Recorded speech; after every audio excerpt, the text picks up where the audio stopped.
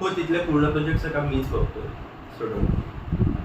अरे कामत काका, विना तू 5 मिनिटं माझ्या केबिन मध्ये बसशील प्लीज. घे.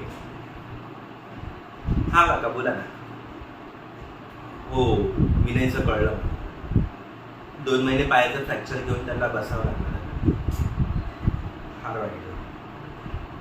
पण मी काय म्हणतो काका, तुमच्या चाळीत सारखं हे काहीतरी वाईट साईड घडतंय, तर तुम्ही ते देवाचं वगैरे काय म्हणतात ते बघा ना.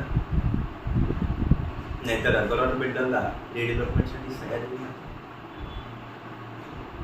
नाही, म्हणजे चाळच राहणार नाही तर विघ्न तरी कुठून येतील ना.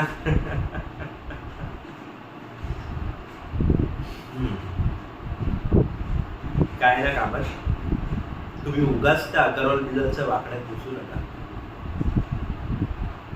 नाहीतर काय माहित, अपघाताने किंवा घातपाताने चाळीतल्या अजून काही लोकांना हातपाय गळ्यात घेऊन बसावे लागले तर. काळजी घ्या चाळीची आणि तुमची पण.